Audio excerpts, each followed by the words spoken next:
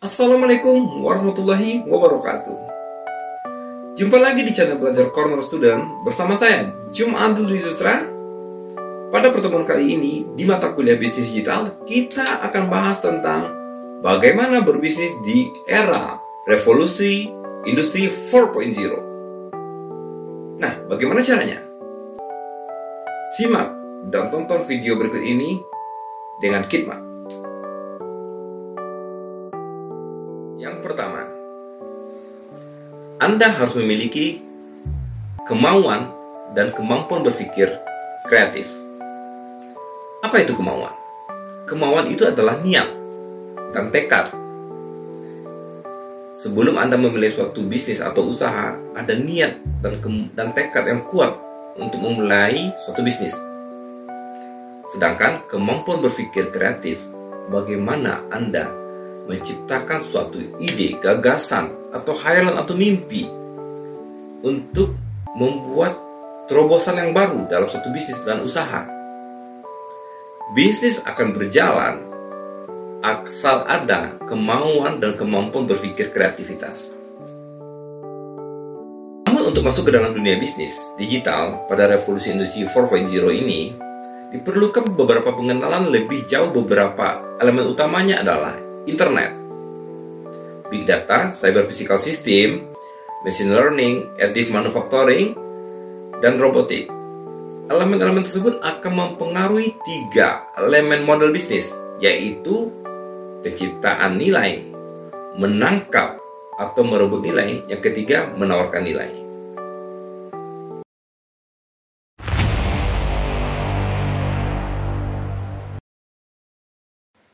Yang kedua,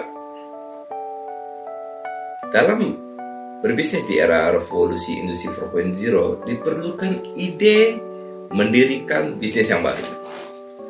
Berdasarkan hasil riset, ternyata ide mendirikan bisnis dapat diperoleh dari pengalaman pribadi, minat, penemuan secara tidak sengaja, atau relasi atau bisnis keluarga, serta pencarian ide dengan penuh pertimbangan. Ada 2 pendekatan utama yang dilakukan wirausahawan untuk mencari peluang ketika mendirikan usaha baru. Yang pertama yaitu pendekatan inside out atau ide generation, adalah pendekatan berdasarkan gagasan sebagai kunci yang menentukan keberhasilan usaha. Semakin banyak gagasan bisnis akan semakin maju. Yang kedua, pendekatan the outset in opportunity recognition, yaitu pendekatan yang menekankan pada bisnis ide bahwa suatu perusahaan akan berhasil apabila menanggapi atau menciptakan suatu kebutuhan di pasar.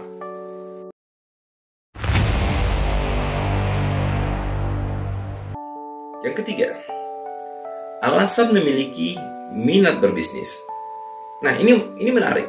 Ada beberapa alasan yang melatar belakangi bagaimana minat berbisnis itu. Yang pertama adalah faktor keluarga pengusaha. Ada dorongan dari keluarga yang cukup ampuh untuk mendorong seseorang terjun ke dalam dunia bisnis. Nah, ini karena biasanya karena backgroundnya, orang tuanya atau background keluarganya adalah memang bisnismen. Nah, karena ada faktor keluarga yang mendukung, yang mampu dalam modal dan usaha, maka dia terjun ke dalam alasan ini. Yang kedua, sengaja terjun menjadi pengusaha. Memang disengajai, memang tekadnya memang bersengaja untuk masuk ke dalam dunia bisnis, maka dia akan menjadi pengusaha. Yang ketiga, pekerjaan sampingan. Ada beberapa orang yang menjadikan bisnis digital di revolusi industri 4.0 sebagai pekerjaan sampingan. Yang keempat, memulai usaha karena coba-coba. Nah, ada juga nih alasannya karena memulai usaha karena coba-coba. Misalnya dicoba-coba jadi YouTuber, ternyata menghasilkan ketagihan, akan melakukan konten-konten yang lebih kreatif lagi.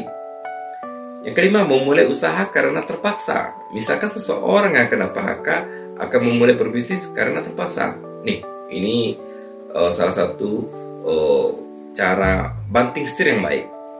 Ketika usaha atau pekerjaannya dia diberhentikan dalam suatu perusahaan atau usahanya juga bangkrut, maka dia akan berbisnis dengan cara terpaksa melakukan karena tuntutan tadi.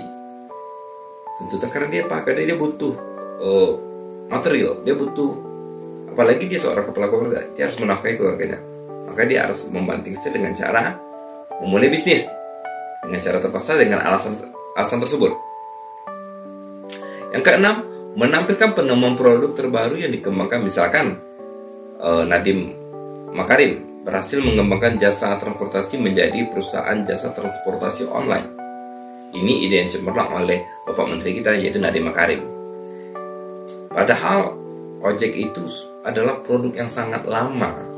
Dari zaman dulu sudah ada nih ojek pangkolan. Dimana-mana di Simpang ada ojek juga, di Simpang Jalan juga ada ojek. Namun dulu ojek dicari di jalan untuk kita menggunakan jasanya.